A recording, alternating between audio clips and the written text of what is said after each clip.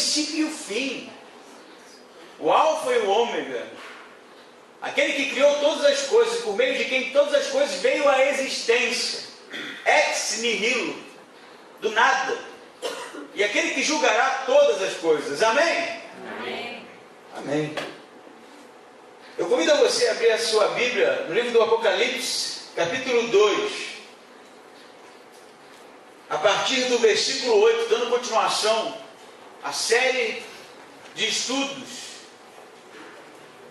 em Apocalipse, nas 7 cartas, às 7 igrejas. É uma carta muito singela, eu diria, que fala justamente da corrida que está proposta. Nós vamos ler o texto, não agora, mas eu queria que você prestasse atenção nesse tipo de enunciado nessa carta à igreja que a gente vai ler, que é a igreja em Esmirna. Ela vai falar da coroa do vencedor, ela vai falar de permanecer até o fim, e a ideia aqui, a lente que eu quero que você leia comigo hoje, é de um corredor, alguém que está prestes a iniciar uma corrida, como as corridas olímpicas antigas, e o desafio de chegar até o fim para ser coroado como vencedor está lançado, como Hebreus capítulo 12, iniciando a carreira que nos está proposta, olhando fixo para o alvo, nos desfazendo de tudo aquilo que nos impede, do pecado que nos impede, rumamos, olhando para aquele que é o autor e consumador da nossa fé. O texto de hoje vai falar de uma corrida, de uma trajetória, de ir até o fim. Eu queria fazer uma coisa diferente hoje. Eu queria que você visse um vídeo comigo. Não ainda, porque eu queria que apagasse as luzes aqui da frente, para ficar melhor. E antes de você ver o vídeo, eu já posso lhe adiantar algumas coisas.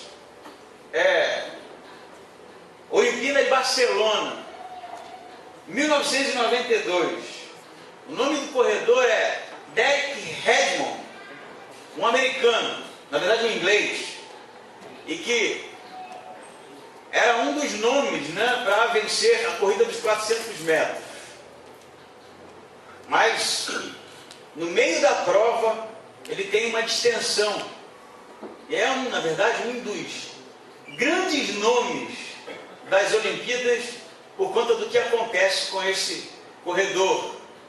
Eu gostaria que você pensasse na corrida que a gente vai ver, no vídeo que a gente vai ver, e pensasse na trajetória cristã, na trajetória da vida cristã, em que muitas vezes teremos percalços, virão situações que tentarão nos impedir, mas o Pai estará sempre conosco, nos convidando a irmos até o fim.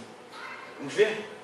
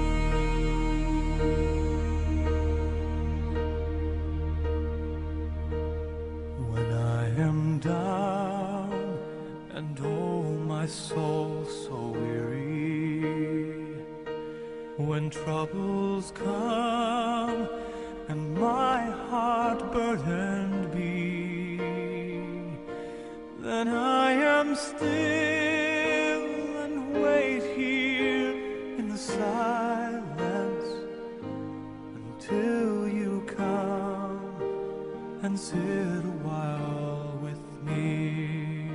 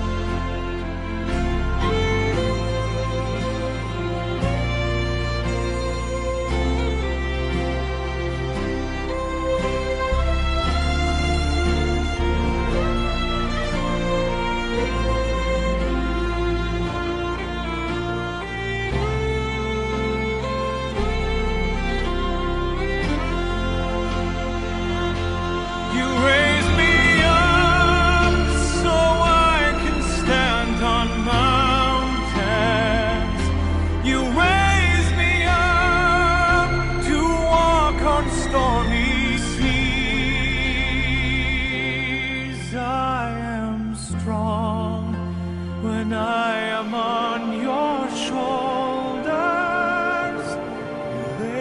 Esse é um exemplo até hoje.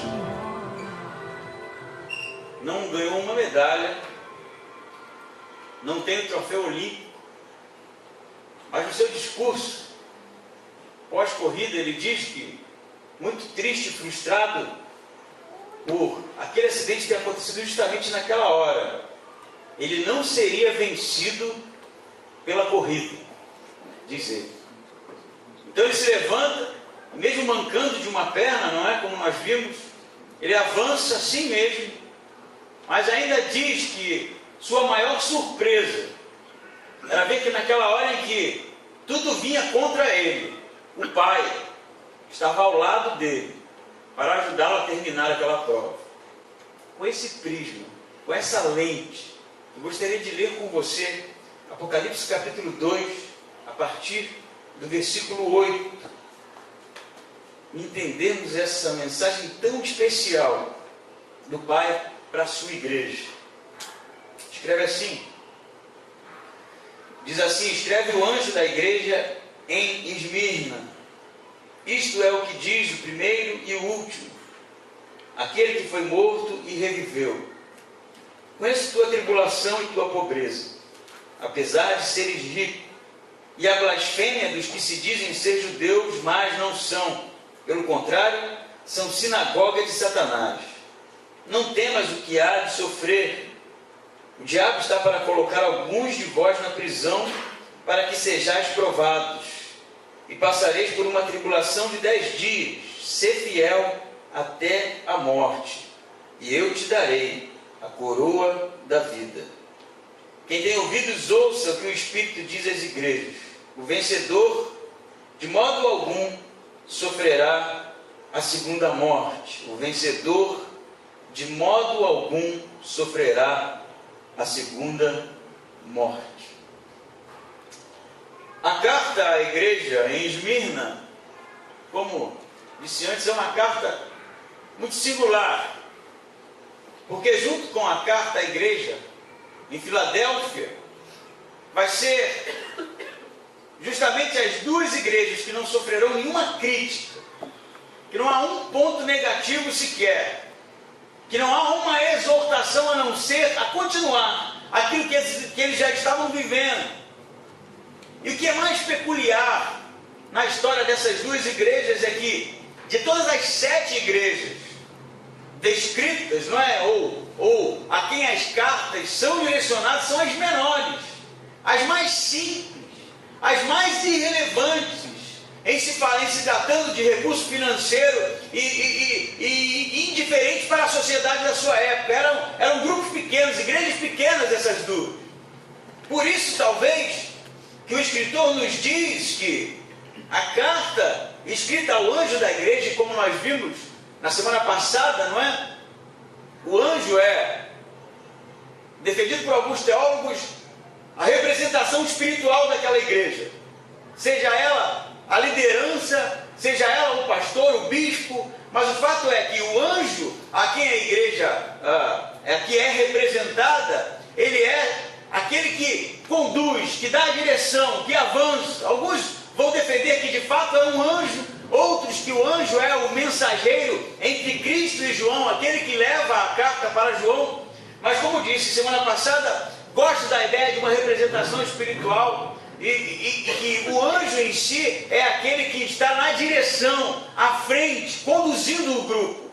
E ele vai dizer, isto é o que diz o primeiro e o último, aquele que foi morto e reviveu. Como nós conversamos, tem uma estrutura, não é, que se repete. E a carta então vai girar justamente em cima desse ponto, desse tópico. O primeiro e o último, aquele que foi morto e reviveu, aquele que estava no início de todas as coisas, estará no final de todas as coisas, aquele por quem todas as coisas foram criadas, aquele que julgará todas as coisas. É esse que está aqui escrevendo e dizendo para a igreja, como nós iremos ver na continuação do texto, para que ela permaneça, porque ele é aquele que passou por todas as situações, tanto morte como vida, tanto crucificação quanto ressurreição. aquele que tem o controle da história, o princípio e o fim, o início e o final. E ele vai dizer, versículo 9: conheço tua tribulação e tua pobreza, apesar de seres rico, e a blasfêmia dos que dizem ser judeus, mas não são, pelo contrário, são sinagoga de Satanás. O que está acontecendo aqui? O cenário histórico é esse: perseguição. A igreja de Esmirna é uma igreja pequena, como nós vimos. A igreja de Esmirna é uma igreja pobre, como dizem alguns historiadores. A igreja passou por tempos de turbulência, por perseguição, tanto quanto dos hereges, como dos judeus, como de Roma, porque a igreja aqui já não tem mais a liberdade de culto, porque, segundo alguns teólogos e historiadores, os judeus tinham liberdade de culto. Os judeus poderiam cultuar, mesmo em Roma. E sempre se pensou no cristianismo como uma raiz do judaísmo. E parece que o que está acontecendo aqui é que esses judeus, agora eles denunciam os cristãos como não sendo uma raiz do judaísmo. E por conta disso eles não teriam liberdade de culto, eles não teriam liberdade de adorar qualquer outro Deus ou qualquer outro Senhor, a não ser César. Então eles começam a passar por uma perseguição e perder os seus empregos e serem mal vistos pela sociedade, e serem olhados como traidores de Roma. E a perseguição começa a ficar terrível, a ponto de levar alguns à morte e à fome e à miséria integral. Por isso que ele vai dizer: conheço a tua tribulação, conheço a tua perseguição, conheço o que vocês têm passado, conheço também a sua pobreza. E a pobreza aqui, embora alguns tentem, falar da pobreza no texto de maneira metafórica, a palavra no grego, deliberadamente usada para tratar de pobreza nesse texto, é pitokeia, que é diferente, por exemplo, de penés. Penés é quando você tem falta de algo. É uma pobreza, mas não a ponto de correr risco de vida.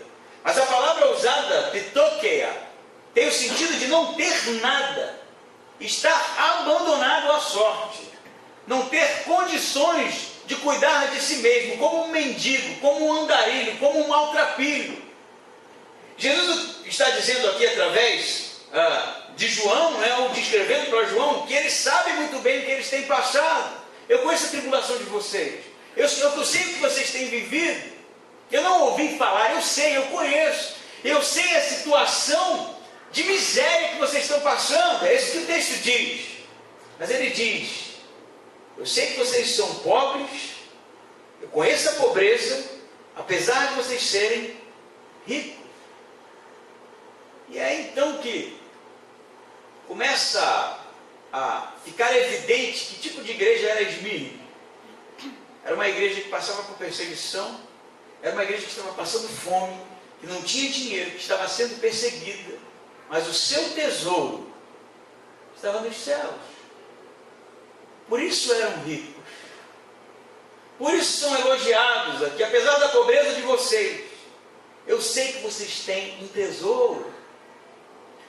Engraçado, porque tanto Esmirna quanto Filadélfia são igrejas referentes nas 7 cartas, e são igrejas pequenas e simples, na contramão do que, por exemplo, hoje tem se dito, ou o modelo que hoje nós temos de uma igreja de sucesso, não é? Uma igreja de sucesso hoje é uma igreja que está abarrotada de pessoas, que tem influência na sociedade, que tem poder aquisitivo. O modelo de igreja de sucesso hoje é uma igreja que está na boca da moda, que está bombando de pessoas. Na verdade, eu não tenho nada contra isso, não é? Na verdade, sonho de um dia ter uma igreja relevante, com poder aquisitivo, com influência. Mas o que é tratado na carta e o que é mais relevante e o que vai fazer toda a diferença é o tipo de compromisso que nós temos com Ele. Não a quantidade de bens que temos, não a quantidade de recursos que temos, não a quantidade de influência que temos na sociedade, mas o tipo de relacionamento íntimo e fiel que temos com Ele. Porque embora a carta seja escrita à igreja, como instituição, ela foi escrita também para cada um de nós, que faz parte da igreja. Então eu poderia muito bem ler assim, para você. Conheço a tua tribulação, e eu sei da sua pobreza, mas você é rico,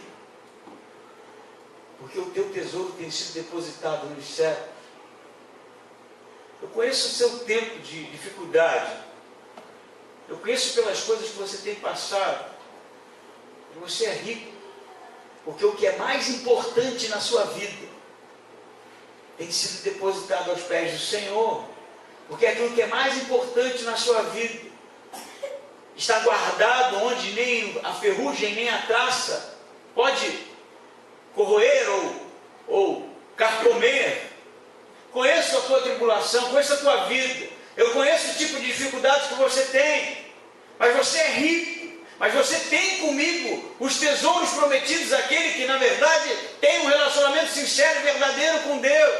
Será que isso cabe? Essa é a pergunta. Será que isso cabe a você? Será que Jesus poderia direcionar essa carta para você, que o seu tesouro está no céu? Que o seu tesouro, aquilo que está no seu coração, a sua prioridade, aquilo pelo que você perde o sono, se apaixona, se arrepia, perde o fôlego, está no céu. Esse é o seu tesouro. Essa aqui é a pergunta, porque a igreja de Esmirna, embora seja uma igreja histórica, pontuada na linha histórica do mundo, ela representa cada um de nós.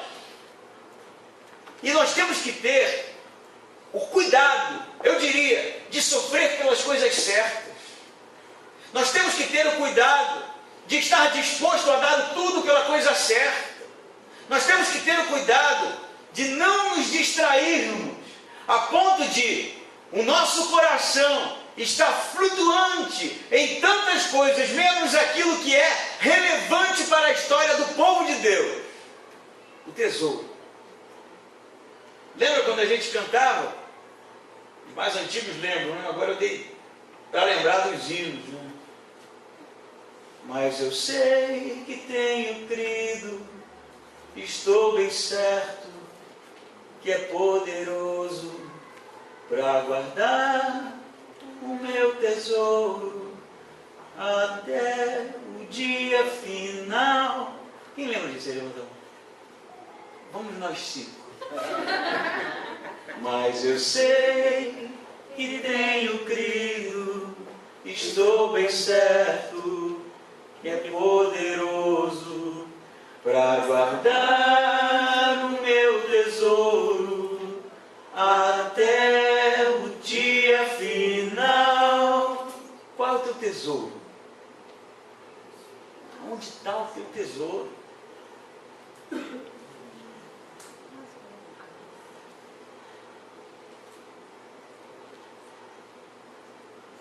Onde está o teu tesouro?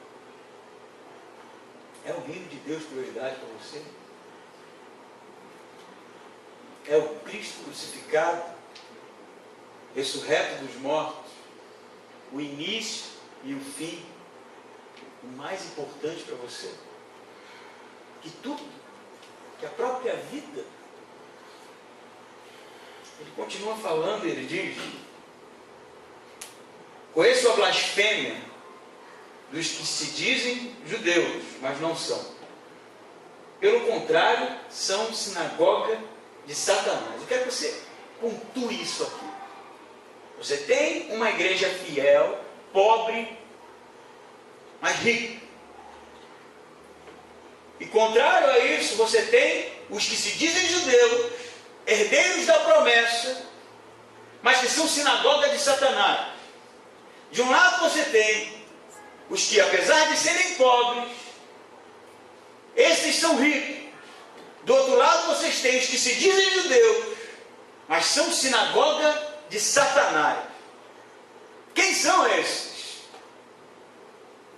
Sim, é metafórico, mas De fato, havia um grupo que estava denunciando o cristão, estava denunciando a igreja, estava denunciando a Roma, e Roma estava prendendo, matando, perseguindo os cristãos. Mas eu quero que você preste bastante atenção nisso, embora você possa ler, não é, nos comentários e no livro que nos livros que são dedicados ao assunto escatológico, que é Apocalipse, alguns vão dizer que esses eram, na verdade, os judeus, sim, que perseguiam a igreja. Outros vão dizer que esses eram cristãos que haviam se convertido, mas na hora da perseguição, eles abandonavam o cristianismo para denunciar estes, e assim se livravam de uma sentença, de uma tortura. Mas você sabe de uma coisa? Vou levantar uma bola aqui, eu quero que você preste bastante atenção nisso. Vamos voltar um pouquinho na história do apóstolo Paulo. E quando ele recebe de Jesus, não é, a orientação de voltar para Jerusalém. Se você já leu o livro de Atos, você sabe do que eu estou falando. Paulo está no seu processo de plantação de igreja, viajando na sua viagem missionária. Há uma perseguição a Paulo por parte dos judaizantes. Se você nunca ouviu falar nessa palavra, os judaizantes eram judeus convertidos, judeus que aceitaram Jesus como Messias, mas que em um determinado momento começaram a exigir tanto de Paulo quanto das igrejas gentílicas que eles se circuncidassem, guardassem o sábado, guardassem toda a cerimonial e tradição judaica.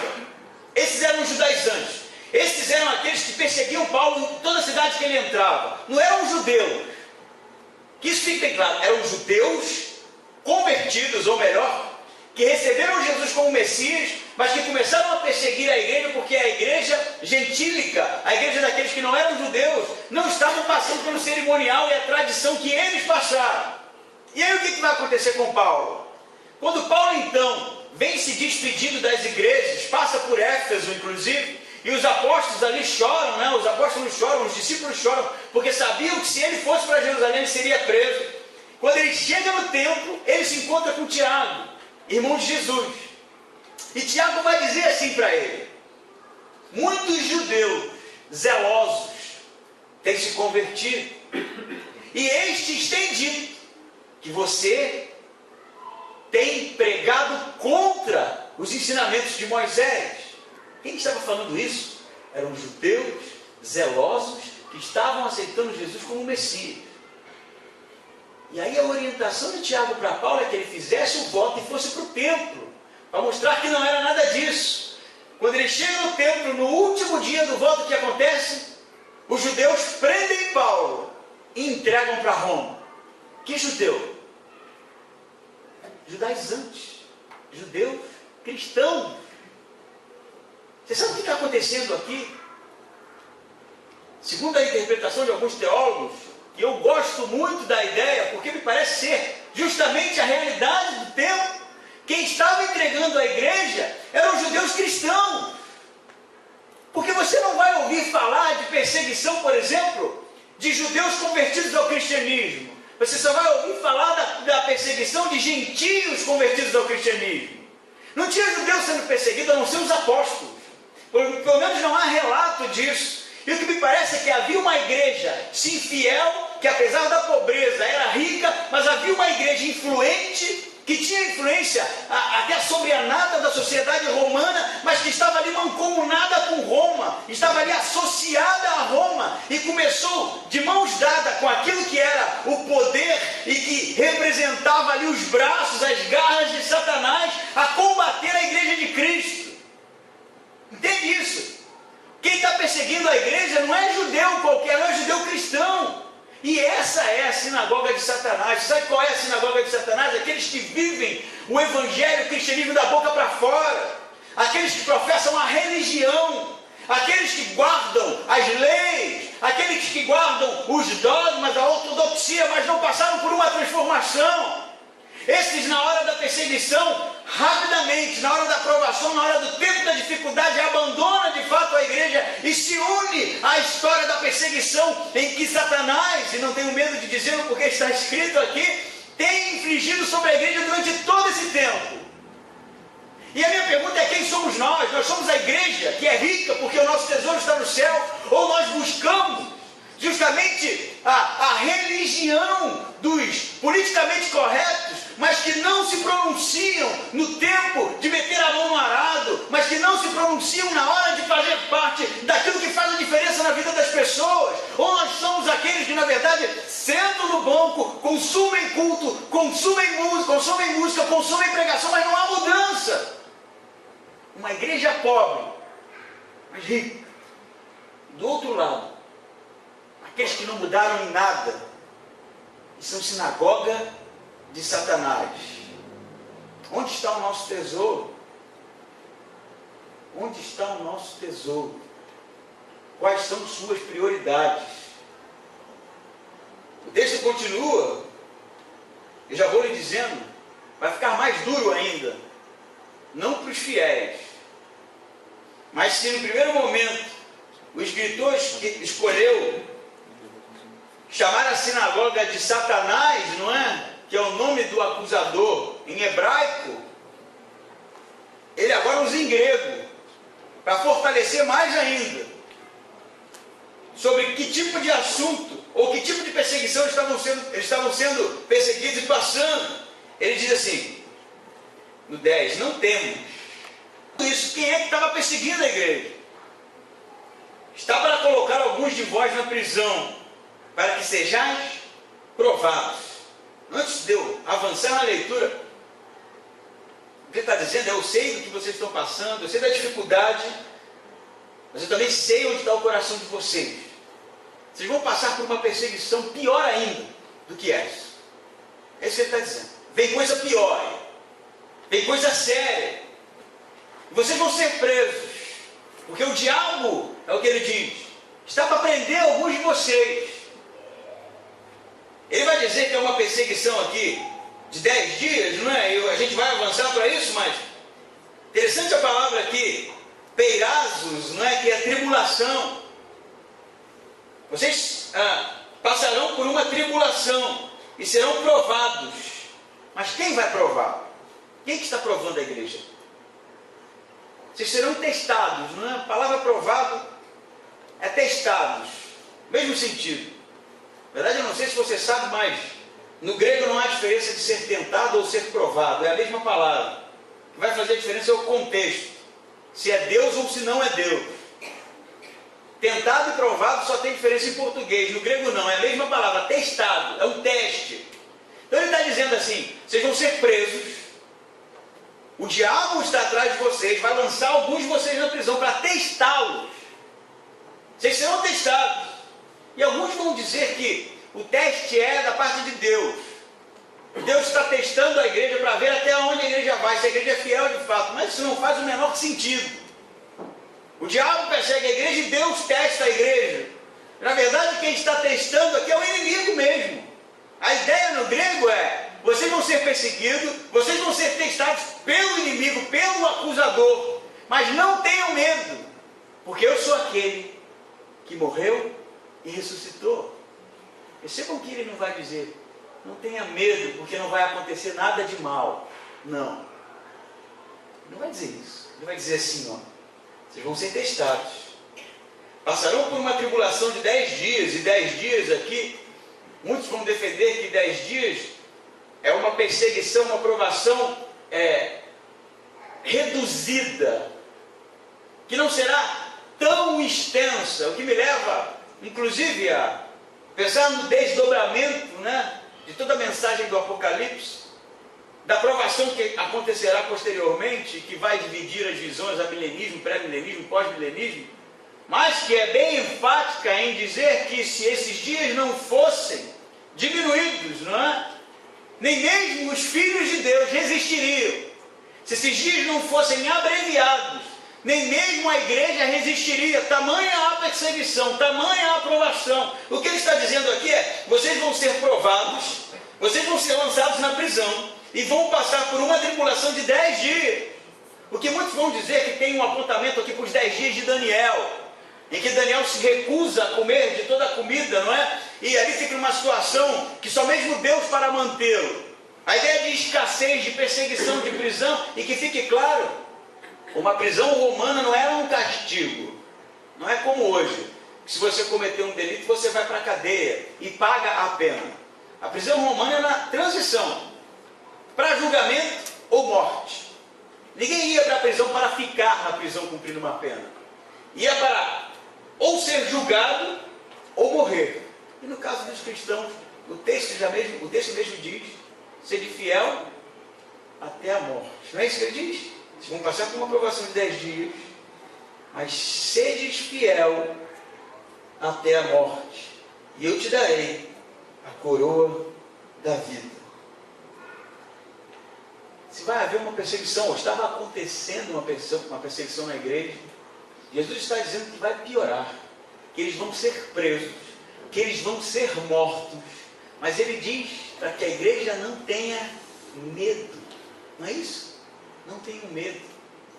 Eu consigo ver nisso aqui um tom meigo de Jesus: não temam. Vocês vão ser presos, vocês vão ser perseguidos, mas não temam. Não tenham medo. A expressão no grego, medenphobor, não tenham medo, não temam. Não passe pela cabeça de vocês nenhum temor, mas não porque nós seremos triunfalistas numa perseguição, não porque nós levantaremos bandeiras, nós nos lançaremos no fogo. É porque Ele é o início e o fim, é porque Ele venceu a morte, é porque Ele fortalecerá a igreja. Não temas, porque Ele estará com a igreja no tempo da dificuldade. Por isso não tenham medo, por isso sejam fiéis. Isso, você pode estar pensando como é distante da gente, não é? Porque esse tipo de perseguição a gente não passa aqui. A gente tem liberdade de culto, a gente pode expressar a nossa fé de inúmeras maneiras, não é? As pessoas não estão matando a gente aqui. Mas eu quero que você saiba que tem um princípio aqui: sede fiel até a morte. E a palavra fidelidade aqui não é necessariamente ou somente fidelidade, aquela que a gente no casamento, né, jura que vai ter, mas é a mesma palavra para fé. Pistos ou pistes. Tenham fé e sejam fiéis até a morte. A fidelidade aqui não é na hora da morte. Ele não diz, na hora da morte, sejam fiéis. Ele diz para ser fiel até a morte. Isso é uma trajetória. Não tem meio fiel. Existe isso? Meio fiel? Mais ou menos fiel? O que é fidelidade? Como a gente entende fidelidade? Já pensou? Ai, Mara, no dia do seu casamento, é que você está bem aqui. Foi mais forte do que eu. E aí, o pastor lá vai dizer: você jura ser fiel até a morte? Aí o teu noivo diz assim: mais ou menos. Serve? Não, né? Serve, Douglas? A moça vai dizer assim: não, eu vou ser mais ou menos fiel. Para que serve isso aí? Se seu marido, sua esposa disser para você... Uma vez eu vi um vídeo em um programa, acho que foi com o Luciano Huck, estou bem certo, acho que foi ele, e era sobre fidelidade o assunto, e tinha um casal bem velhinho, senhores já assim, 70 anos eu acho, ou mais. E aí ele pergunta: vocês passaram por algum divórcio? Não, nosso primeiro casamento, a gente está casado desde o início, né? Foi minha primeira namorada, tal, aquele exagero, né, que a TV tem, como se isso fosse algo, eu diria, sobrenatural, né? O que deveria ser um padrão, ser marido de uma única mulher e viver a vida assim, né? E aí ele diz assim: oh, que bonito, né? E você é fiel desde o início, né? Aí ele fala assim: não, né? Sabe como é que é a vida de caminhoneiro? E ela fica olhando para ele assim, ó. Ela não sabia. E o cara fala na televisão: não, mas fiel, a gente nunca é, né? Ela dá um tapa nele assim, fica todo mundo com aquela cara. Era ao vivo, eu acho. Porque não serve. Esse tipo de fidelidade ninguém quer, né? Não, você vai ser fiel. Ou quando der, né? Quando não der, sabe como a gente é fraco, a gente dá umas escorregadas. Ninguém aceita isso, porque fidelidade é um conceito. Fidelidade, para ser fidelidade, não pode ter infidelidade. Porque se infidelidade fizer parte do conjunto de coisas que representa a fidelidade, ela se auto-invalida. Concordam comigo? E o que é ser fiel até a morte? Me diz você. O que significa? É para deixar na hora do negócio que a gente vai ser fiel, é isso? É uma trajetória, meu amigo, que já começou. E não tem meia fidelidade. Não tem ser um pouquinho fiel. Ou se é fiel ou não se é. É isso que ele está dizendo para esses crentes aqui. Sede fiel até a morte. E essa decisão começa agora. É uma decisão que a gente toma agora, ser fiel em tudo. Inclusive na hora da morte. Porque o Filho de Deus, ele foi obediente em tudo. Fiel em tudo, inclusive na morte e morte de cruz. E se ele morreu na cruz pela sua igreja, se ele morreu na cruz por nós, se esse é, na verdade, a história do Cristo, o que ele espera da igreja? Ela não é a noiva? Que aguarda o noivo? Eu vou repetir isso para ver se eu melhoro aqui. Se Cristo, que é o noivo da igreja, e essa é a metáfora da igreja, deu a vida por sua igreja, o que ele espera da igreja? Que você esteja disposto, na hora que você disse sim, a dar a vida por ele. Só tem esse tipo de cristianismo, não tem outro. E eu vou te perguntar aqui, olhando nos olhos, você está disposto a dar a vida por Cristo? Já pensou nisso? Ou você pensa que chegar na hora, se chegar, de uma possível perseguição é que você vai ser fiel? Isso não serve. Isso não serve. Você sabe o que era aceitar Jesus, como a gente popularmente diz, né? Receber Jesus como Senhor. Um tempo aqui de Esmirna, na realidade em que Esmirna está passando e sofrendo, eu vou te dizer o que era. Eles deviam se reunir escondidos, né? Por causa da perseguição. E aí aparecia um lá que não fazia parte do grupo, ouvia a pregação de que Jesus era o Messias, que morreu, ressuscitou, que vai voltar. E aí ele levantava a mão. Eu estou querendo isso. E aí a igreja devia falar assim: você está querendo Jesus, que Jesus seja seu Senhor? Se eu estou querendo isso, eu quero. Você quer a salvação? Eu quero. Pois então, eu vou te dizer umas coisas. Você sabe que Roma está perseguindo a gente, não sabe? Eu sei. Você sabe que você vai perder seu emprego, não sabe? Eu sei. Você sabe que você pode correr o risco de morte, não sabe? Eu sei. Você sabe que sua família pode ser lançada aos leões. Você sabe que você pode ser queimado vivo. Você pode, sabe que Roma virá contra você com todas as suas armas. Você sabe disso? Eu sei. E é isso mesmo que você quer? É o que eu quero. Então eu acho que o pastor devia dizer: então começa a abrir teu olho. Porque Roma está na tua cola. E o cara ia até o fim. Ele ia até o fim. Conheço o teu sofrimento, mas vocês têm colocado o coração de vocês na coisa certa. É isso que Jesus está dizendo. O cristianismo, gente, não mudou. A essência continua a mesma. E se essa decisão que a gente tanto fala, que fez, não for a decisão de estar disposto a pagar, se possível, com a vida por Ele, não foi uma decisão. Se essa decisão que a gente diz que fez um dia, levantando a mão e reconhecendo Jesus como o Senhor da nossa vida, se essa não é de estar disposto a pagar com a nossa vida, se possível com a vida, em nome dele, não é uma decisão, é religiosidade. A gente faz parte de alguma outra coisa, alguma outra nomenclatura, que não o cristianismo. Por isso que ele vai dizer que ser fiel até a morte, porque se vocês forem fiel até a morte, fiéis até a morte, eu darei para vocês o quê? A coroa da vida.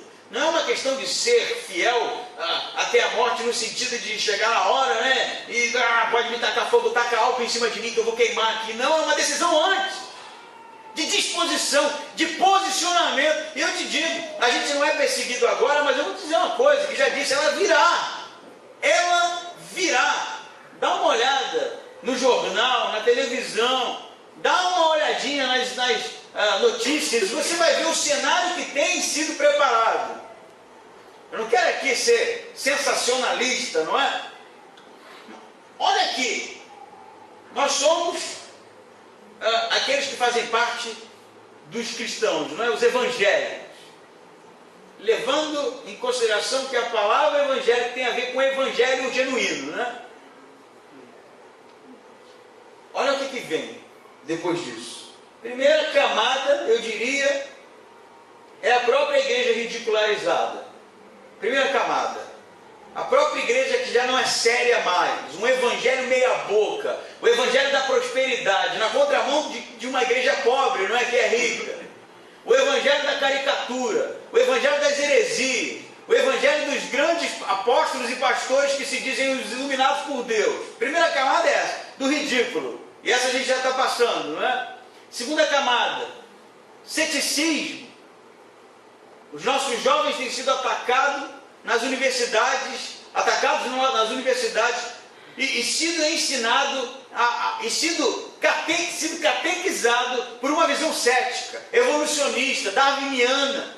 Não é isso? Eu conheço. Eu não estou falando para vocês de coisas que eu ouvi falar, não. Pessoas que foram discipuladas por mim, que hoje são céticas depois que entraram na universidade. E assim me causa uma frustração sem tamanho. Estavam lá, estudando, entenderam, foram batizados e hoje estão no secularismo. O ceticismo, segunda camada. Terceira camada, eu vou chegar lá, mas olha o movimento contra a igreja que existe hoje no cenário artístico-cultural. Já viram? Vocês estão sabendo, todo mundo está sabendo, da tal da exposição Kerr Museu no Santander. Não é? Você vai ver tudo quanto é tipo de argumento, de sociólogo, artista, de vendedor de cigarro na feira, a bancário. Todo mundo, cada um tem um discurso, cada um vai defender o seu ponto de vista, mas nenhum estúpido, por mais estúpido que seja, vai olhar para aquilo lá e não vai perceber que é uma afronta ao cristianismo. Por favor, por favor. Você pode falar para mim que a arte tem a liberdade, que eu discordo veementemente, de dizer o que quiser, de se expressar do jeito que quiser, que eu não concordo. Mas dizer que aquilo não é uma afronta ao cristianismo, não é uma ridicularização da fé, aí é demais para a minha cabeça. É isso que tem acontecido no mundo, não é no Brasil. Movimento GLS, movimentos outros, que são movimentos levados por uma cultura que é diretamente contra o cristianismo. Seria a terceira camada. E assim você vai avançando na área acadêmica, como já foi dita, na área filosófica, na área, eu diria, da sociedade, se tratando de imoralidade, vida sendo vivida de qualquer jeito, que tudo isso nos afronta, a questão ética, de aborto, de eutanásia, e assim sucessivamente, tudo isso é contrário à nossa fé. E eu diria que uma das últimas camadas é o cenário religioso. Eu não vou botar ênfase nisso, mas o Islã está aí. O Islã está aí, às portas. Você sabe qual é o alvo desses caras? É matar a gente. Matar a gente. É matar os infiéis. Nós somos os infiéis. É isso. Aí você está aí, então, trabalhando, pagando suas contas, né, distraído. Tem gente morrendo, meu amigo. Tem gente sendo decapitada, tem gente sendo queimado vivo, tem criança sendo afogada, tem gente morrendo, não é só no Oriente Médio, não. Abre os olhos, você vai ver na Europa. O Mário, um dia desse, me passou um número, eu não pesquisei, não sei se é verdade, mas foi de 150 mil, não é isso? Ano. Cristãos mortos. E a gente, que bom que a gente tem a nossa liberdade de culto, mas a perseguição está vindo. E a gente não está sendo perseguido, mas se a gente não se posicionar agora, se a nossa fidelidade não for agora, diante desses discursos contra a nossa fé, diante desse posicionamento filosófico, ético, religioso contra a nossa fé, se a gente não se posicionar, e se o motivo de não se posicionar é para não trazer trazer, quem sabe, desconforto, desafetos, é para não trazer, quem sabe, um quadro em que as pessoas não vão se sentir bem próximos de nós. Você já não é fiel. Porque esse posicionamento começa agora. É agora que a gente tem que combater ideias, nunca pessoas, mas ideias, e dizer o porquê da nossa fé, como Pedro diz, e começar a professar aquilo que nós cremos, e não se calar diante de uma sociedade imoral que está todo o tempo tentando contra a realidade cristã e o cerne do cristianismo. Veja o que estão tentando fazer com as nossas crianças. Já viram isso? Como ficar calado, gente? Como ficar calado? Eu vejo um casal levar o seu filho num programa de televisão, uma criança de 3 anos, para dizer que a criança decidiu brincar com bonecas, e eles acham isso supernatural, é um menino, e eles já estão pensando numa mudança de sexo. 3 anos!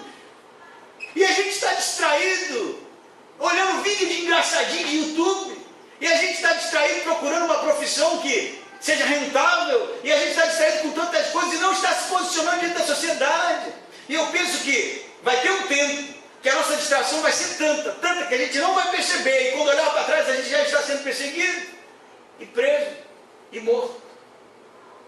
Sede fiel até o fim.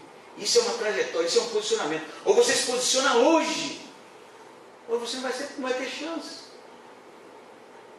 Você não vai ter chance. A gente acha que vai ser diferente, não vai chegar na hora lá, aí de repente, sei lá, você vira um Superman, não é?